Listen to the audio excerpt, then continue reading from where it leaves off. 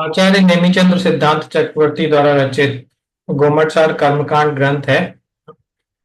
ये क्लास अपनी last week हुई थी, जिसमें हमने थोड़ा सा रिवाइज किया था, क्योंकि एक महीने का गैप हो गया था। तो क्या हमने कवर कर लिया था वो हमने देखा था, उसको लेके अपन वापस चल रहे हैं फिर से। अभी तक हमने षटखंडागम की उत्पत्ति देख ली थी कि षटखंडागम जो ग्रंथ है वो कहाँ से आया, कैसे आया।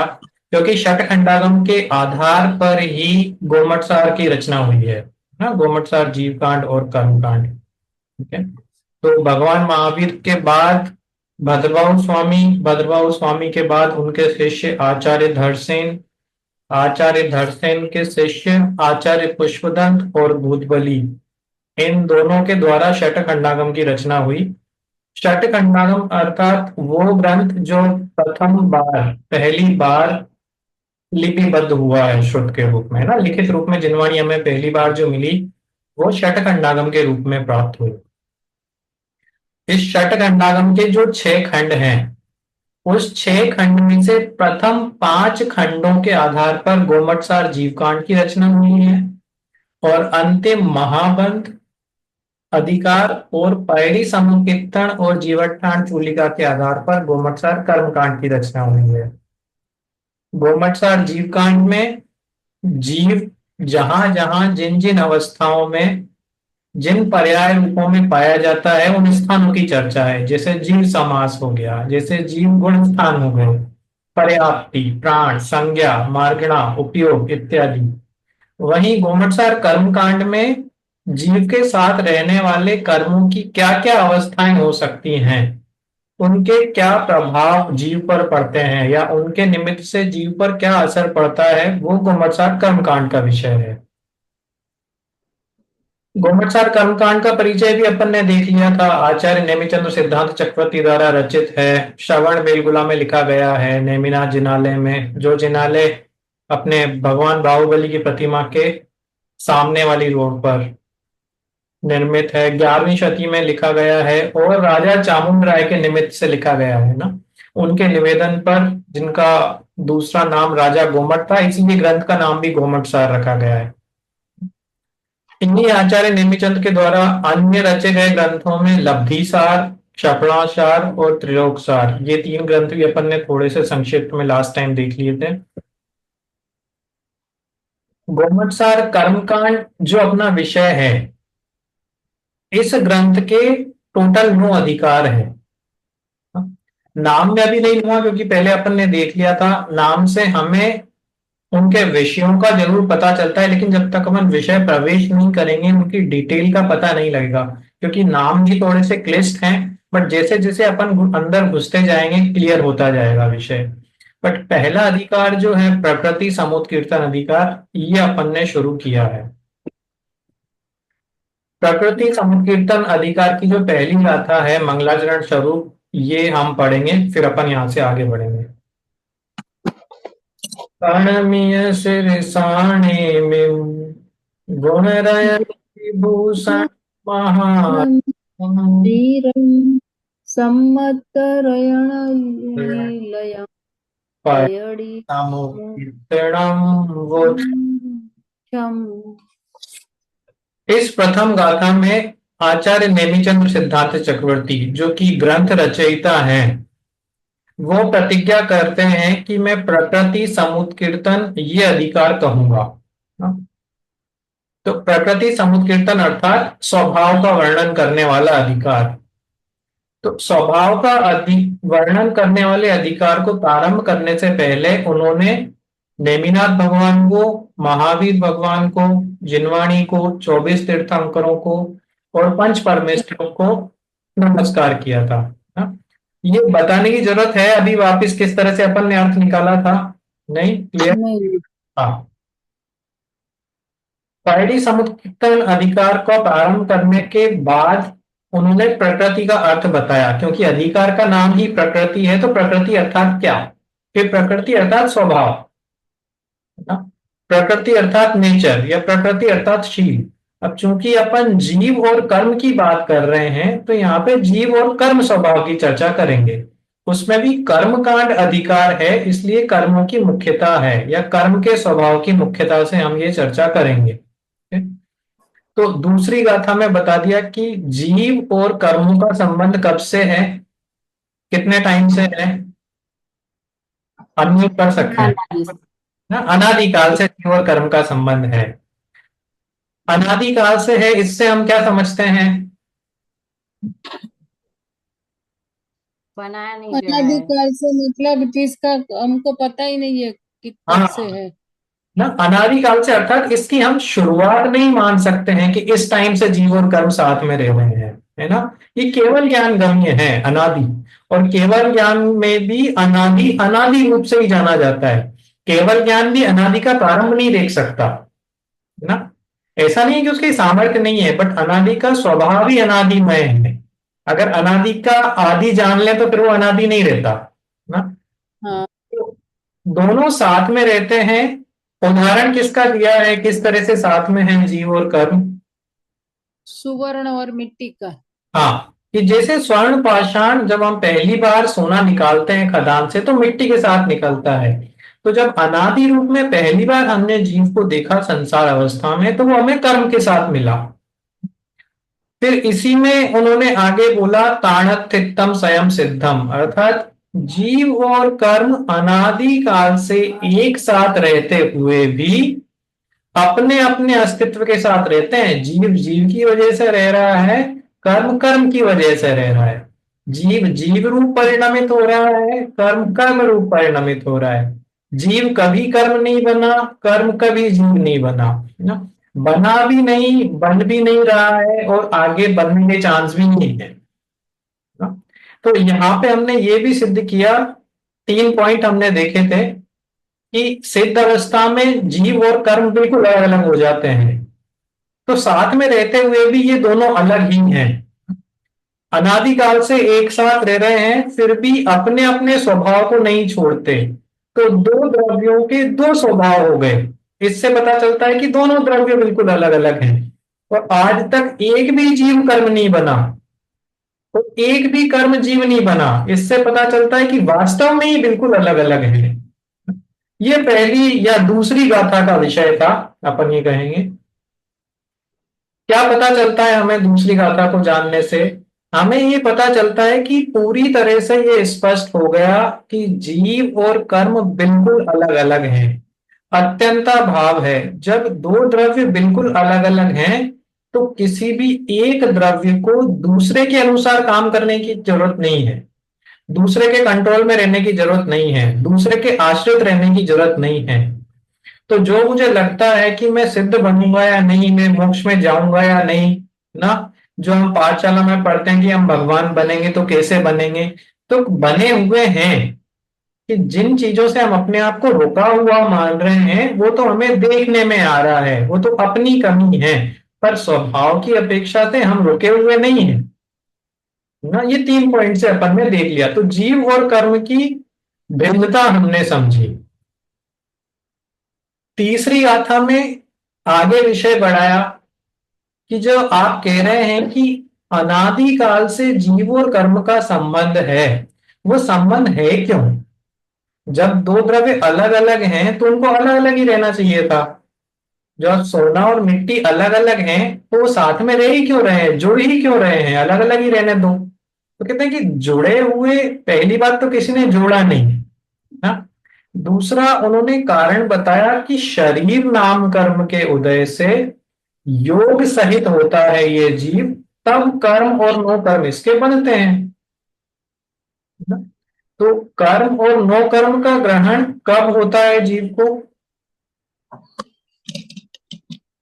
जब शरीर, शरीर हाँ, के योग मल वचन पाए। शरीर और योग के कारण ना, उसमें भी मुख्य कारण है योग, है ना। शरीर तो इसलिए लिया है क्योंकि हमें समस्त संसारी जीव दिखाने हैं, क्योंकि अरहंत अवस्था ऐसी है जिसमें शरीर होने पर भी योगों के अभाव में कर्म का बंधन नहीं होता, है ना। यहाँ पे एक चीज समझने वाली बात है कि बनते कर्म नहीं है, क्योंकि कर्म है ज्ञानावरण आदि तो वो नहीं बनते हैं, बनते हैं कर्म परमाणु या कार्बन वर्गणाएं, है ना, पुद्गल परमाणु जिनको हम बोलते हैं, वो कर्म रूप परिणमित होती हैं। तो वो पुद्गल परमाणु योगों के कारण कार्बन वर्गणा में या नो कार्बन वर्गणा रूप परिणमित होकर कर्म बनती है हमारे लिए। ठीक है, जैसे मेरा शरीर है और मन वचन काया की प्रवृत्ति है, ये आगे आएगा कि मन वचन काया की प्रवृत्ति से मेरे आत्मा के प्रदेशों में कंपन होता है। तो जब जब मेरे आत्मा के प्रदेशों में कंपन होगा, तब तब पुद्गल कर्म परमाणु या पुद्गल कार्बन वर्गणाएं कर्म और नो कर्म रूप से मुझसे बंधेंगी। ठीक है? पुद्गल के कर्म परमाणु परिणमित हो रहे हैं, निरंतर हो रहे हैं, निरंतर हो रहे हैं, वो मेरे को किस तरह से प्रभावित करेंगे वो उन 8 प्रकृतियों के ऊपर डिपेंड करता है। तो शरीर नाम कर्म से और योग से सहित होकर जीव कार्बन वर्गणाएं और नो कर्म वर्गणाएं बांधता है, जो कि कर्म और नो कर्म रूप से परिणमित होती है या प्रभावित करती है मुझे। किसका उदाहरण दिया था इसमें?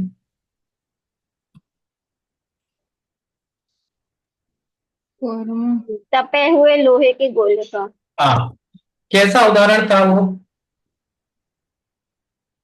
जैसे पानी जैसे में डाल गरम के। गरम लोहे के गोले को पानी में डालते हैं तो वो पानी सारी तरफ से उस पानी को अपनी तरफ खींचता है। हाँ, तो ऐसे ही जब आत्मा में योग होता है तो आसपास में जो भी कार्बन वर्गना है वो खींचती हैं आत्मा के हाँ। प्रदेश की तरफ।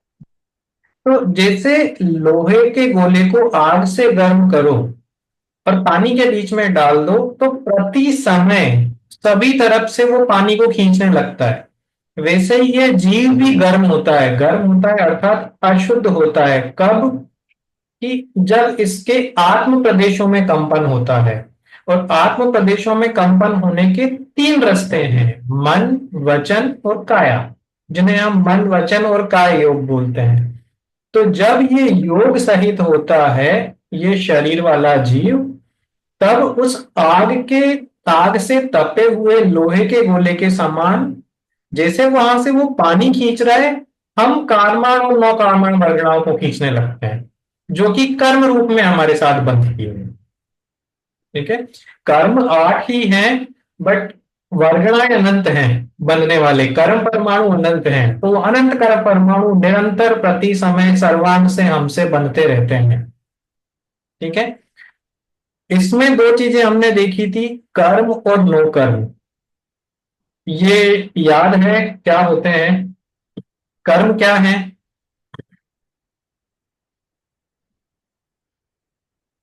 कर्म किसको कहा?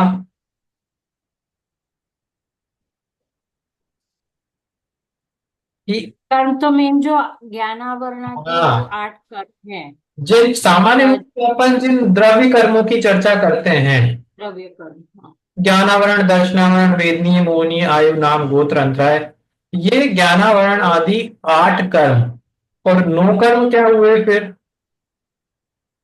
नो कर्म वो ईशत कर्म आपने बोला था, मतलब वो हाँ, एक्चुअली तो कर्म नहीं है, लेकिन कर्म भाव कर्म में वो निमित्त बनते हैं। हाँ, भाव कर्म और द्रव्य कर्म कर्म के अर्थात बीच में। किंचित कर्म, किंचित कर्म अर्थात ईशत कर्म, कि जो वास्तव में ये ज्ञानावरण जैसे 8 कर्म हैं वैसे कर्म नहीं है ये नो कर्म। तो नो कर्म क्या है कि ये कर्म जैसा काम तो नहीं करते, लेकिन ये कर्मों की शक्ति को बढ़ाते हैं या कर्मों के बंधन में निमित्त हो जाते हैं, है ना। जैसे पंखा चलता है तो हमें निद्रा जल्दी आती है ना। तो वो निद्रा तो हो गया कर्म, और वो पंखा बन गया उसका नो कर्म। ठीक है, जैसे कि ये क्या बन गया कर्म, मतलब पंडित जी वो द्रव्य कर्म और भाव कर्म दोनों बना, निंद्रा आना। नहीं, निद्रा तो द्रव्य कर्म है। हाँ, निंद्रा द्रव्य कर्म और भाव कर्म कौन सा हुआ वहां पर? वहां पे तो भाव कर्म तो अलग चलेंगे ना। भाव कर्म तो अच्छा, मोह राग दर्शन। द्वेष हो गए। भाव कर्म मोह ठीक है। राग द्वेष हो गए। निद्रा कर्म, और अच्छा, निद्रा कर्म किसके अंदर में आता है? निद्रा कर्म किसका भेद है? दर्शनावरण। दर्शनावरण। दर्शन। तो ज्ञान, बराबर। दर्शनावरण, वेदनीय, मोहनीय, आयु, नाम, गोत्र, अंतरा, ये तो हो गए द्रव्य कर्म। बराबर। मोह, राग, द्वेष, ये हो गए भाव कर्म। ठीक है। अब नो कर्म पे आए उसके पहले मैं द्रव्य और भाव की बात करता हूं कि जो ज्ञानावरण आदि द्रव्य कर्म कहे, इनको हम द्रव्य कर्म क्यों कहते हैं?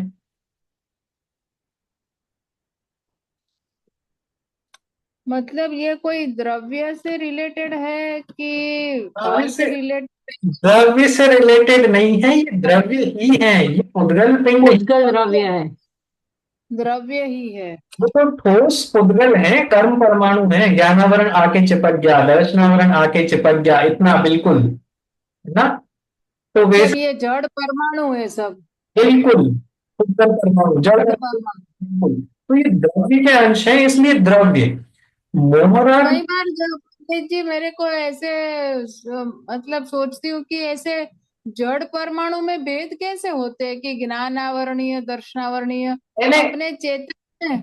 वही आपको बताया कि जो आप बांध रहे हो वो भेद रूप से नहीं बांध रहे हैं। आप तो बराबर।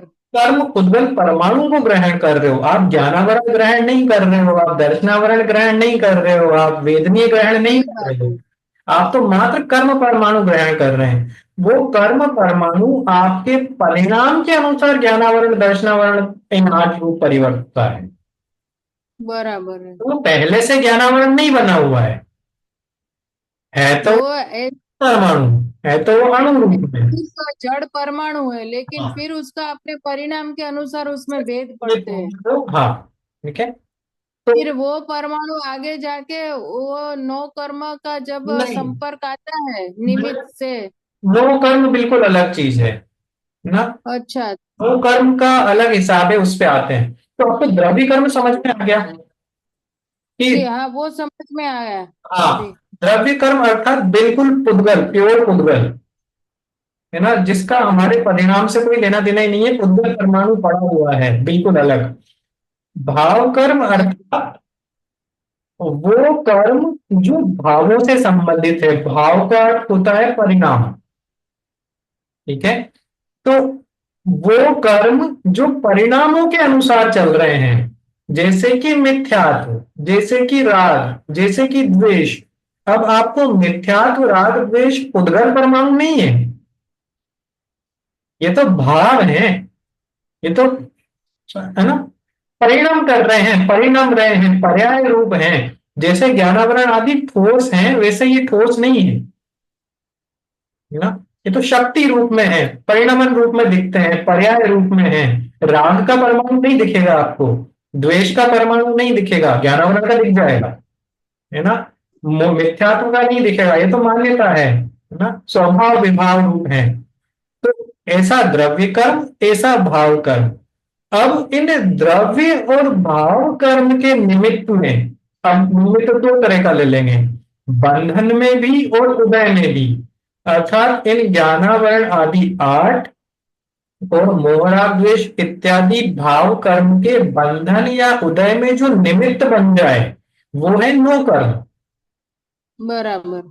अब हम सबके शरीर है, ठीक है, हमारे शरीर है, इसलिए हम कहीं गिर जाते हैं तो सुख दुख का वेदन करते हैं। ठीक है। तो दुख का वेदन कौन सा कर्म हो गया?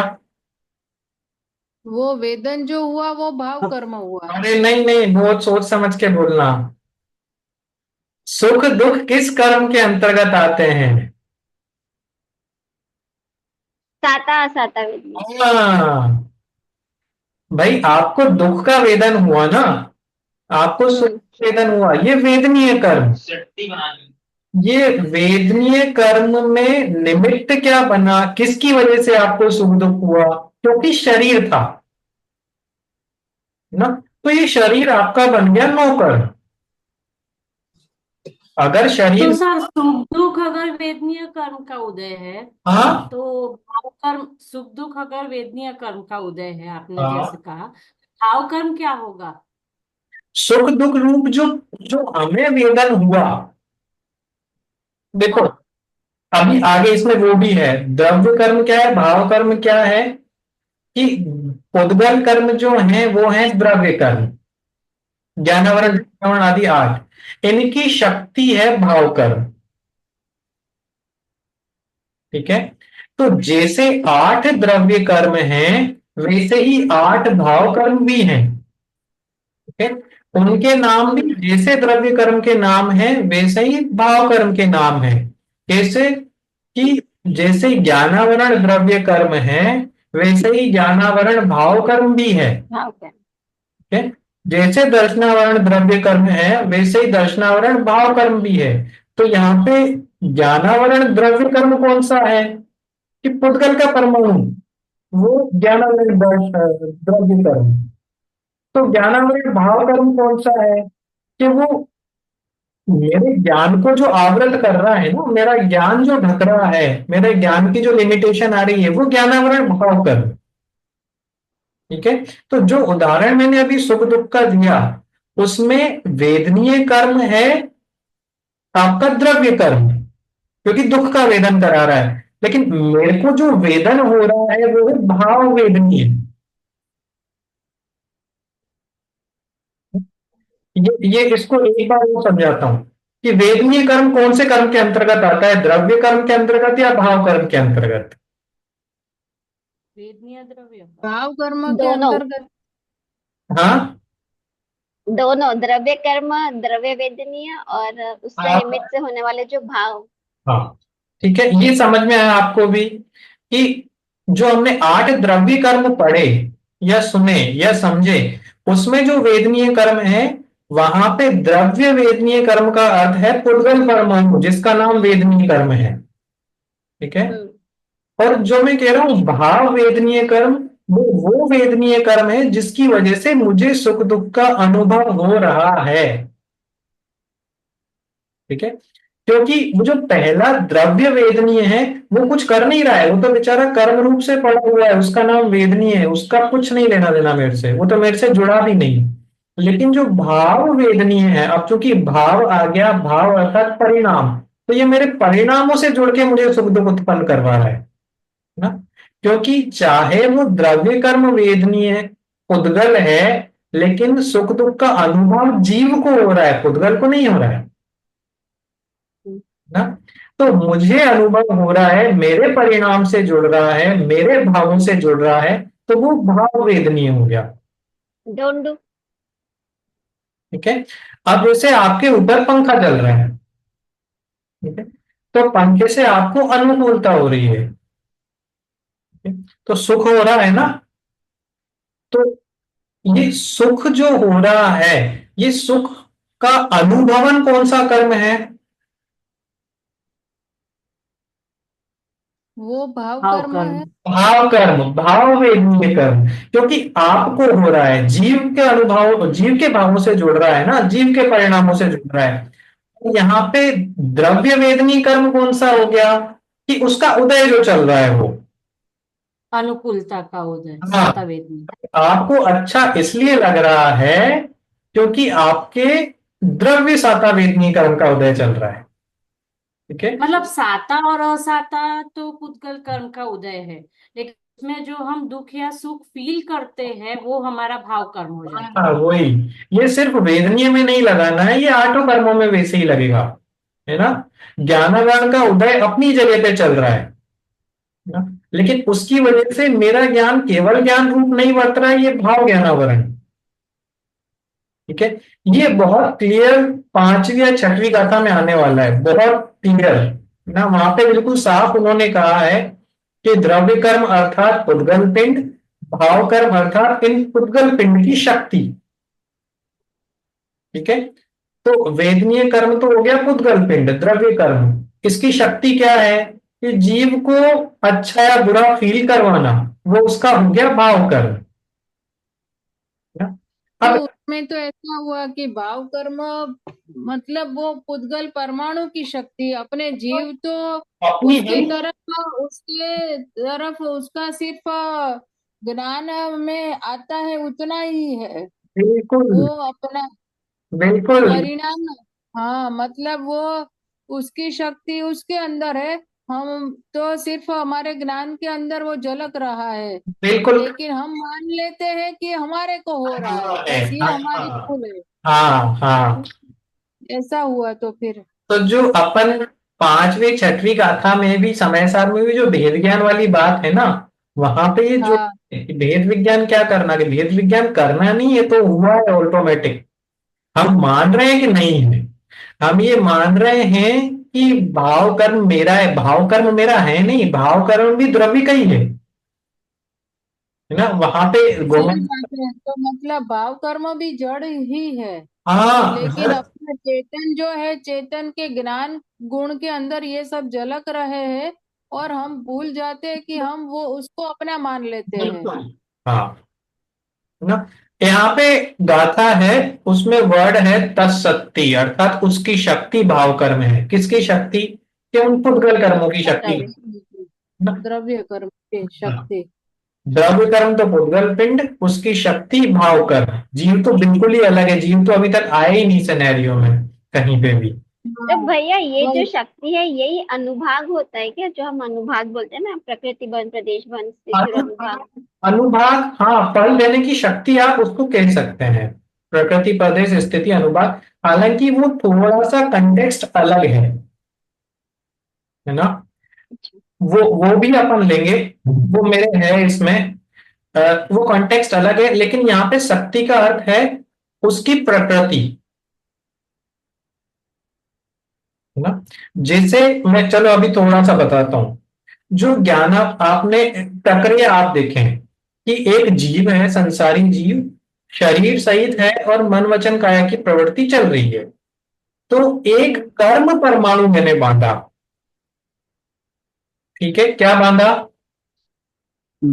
एक कर्म कर्म परमाणु। परमाणु अपने संयोग में रहता है, ऐसा मतलब। ना, कर्म नहीं बांधा।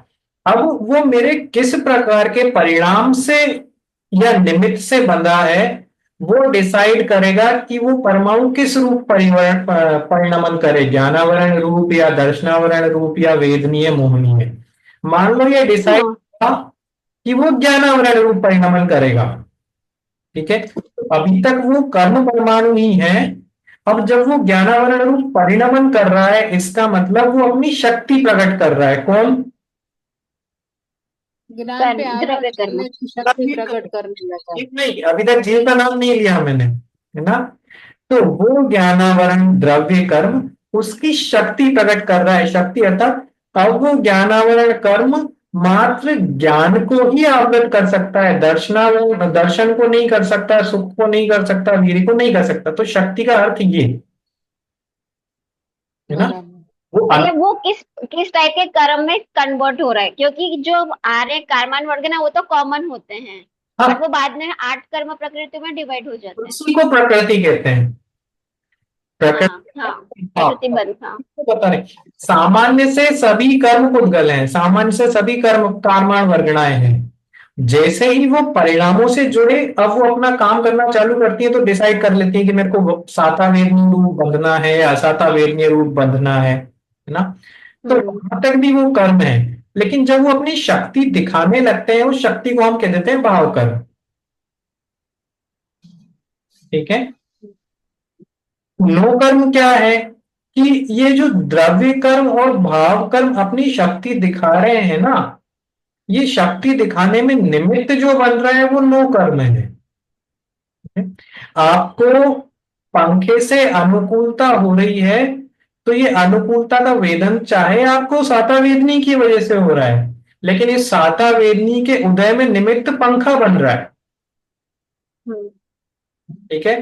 हमारे गिर जाने पर या शरीर के कारण कहीं दर्द होता है, तो दर्द होना असाता वेदनीय का उदय है। लेकिन असाता वेदनी का उदय इसलिए हो रहा है क्योंकि मेरा शरीर था, अगर शरीर नहीं होता तो मेरे को दर्द नहीं होता, ठीक है।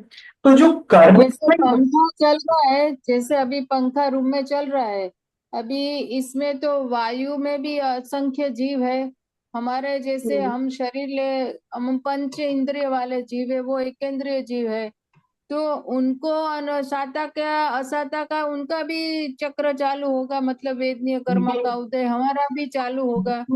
बिल्कुल। लेकिन हम हमारा जीव हमारे जीव के बारे में जान सकते हैं, उनका जीव उनके जीव के बारे में जान सकता है। ये जानने की बात इसलिए लिमिटेड है क्योंकि हमारे ज्ञान की लिमिटेशन है ना। सही बात है। इस समय हाँ क्योंकि मैं तो आपके ऊपर ही अभी पंखा देख पा रहा हूं, है ना। तो जिस हाँ जगह पे आप बैठे हैं वहां पे अनंत जीव है, ठीक है। सही बात है। प्रत्येक जीव की बंधने वाले कर्म परमाणु अलग अलग हैं ना। प्रत्येक सही जीव बात। समय पे अलग अलग स्तर के सुख दुख का अनुभव कर रहा है।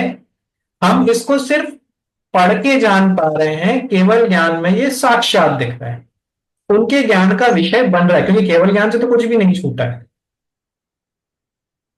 ठीक है। तो एक ही जगह पे जैसे अपने देखते भी है ना कि एक्सीडेंट हो जाता है, कई बार बस का एक्सीडेंट हो गया, तो बस में तो 30 लोग थे, एक ही जगह बैठे हैं, हाँ एक ही बस का एक्सीडेंट हुआ, लेकिन कोई बिल्कुल साफ सुथरा निकल गया, किसी की डेथ हो जाती है, कोई घायल ही होता है ना। किसी को लगती है तो किसी को कम लगती है, किसी को ज्यादा लगती है। तो सब कुछ एक ही समय पे हुआ, एक साथ हुआ, एक जैसे लोगों में हुआ, लेकिन सबके सुख दुख का स्तर अलग अलग है ना, क्योंकि सबके कर्म परमाणु का उदय अलग अलग लेवल पे आया है। सही बात। एक साथ हुई है, एक समय में चीजें हुई हैं, एक जगह पे हुई हैं, एक निमित्त से हुई हैं, बट फिर भी सबको सुख दुख का अनुभव अलग अलग हो रहा है। ठीक है। हम्म, वो विषय अपना नहीं है अपन। एक प्रश्न हाँ। और एक प्रश्न था, जैसे प्रतिकूलता अनुकूलता वेदनीय कर्म का उदय है। अब जैसे मुझे या समता बेन को एक ही कर्म का उदय आया, लेकिन हमको सुख दुख अलग अलग होता है, तो भाव कर्म तो उनके दिए हुए हैं, तो हमारे सुख दुख में अंतर हमारे मोह की वजह से पड़ता है ना। हाँ, वो मतलब वो अफेक्ट तो मोह इन्फ्लुएंस कर रहा है ना, कि किसी को कम दुख हो रहा है, किसी को ज्यादा दुख हो रहा है, वो तो हमारा मोह। इसीलिए मैं कह रहा हूँ साता वेदनीय का इसको कंसेप्ट सिद्धांत से लो, है ना। आगे से अगर अपन पीछे आएंगे तो नहीं जाएंगे। सिद्धांत क्या है। क्योंकि कर्म की वजह से अगर भाव कर्म अगर मिलता तो इक्वली सुख दुख होना चाहिए था, लेकिन हमको अलग अलग होता है। क्या क्यों हो रहा है।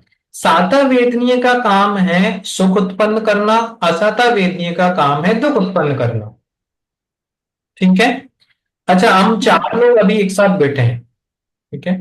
हम चारों लोगों के निरंतर साता असाता का बंधन और उदय चल रहा है, नहीं चल रहा अभी भी, इस समय भी कंटिन्यूएशन में चल रहा है, ठीक है। तो साता वेदनी अपना काम ईमानदारी से कर रहा है, नहीं, द्रव्य कर्म की बात कर रहा हूं। उसका काम है सुख दुख उत्पन्न, वो कर रहा है निरंतर ना। आप पंखे के नीचे बैठ रहे हैं, आपको कम अनुकूलता है, कोई एसी के नीचे है तो उनको ज्यादा अनुकूलता है, मैं पंखे के नीचे नहीं हूं तो मेरे को गर्मी लग रही है ना। मेरे को बुखार आ रहा है तो मेरे को बिल्कुल भी हवा नहीं चाहिए। तो साता असाता बिल्कुल कंटिन्यू में अपना काम कर रहे हैं ईमानदारी। वहां पे मैं कितना जुड़ रहा हूं, मतलब उस साता असाता वेदनी के उदय से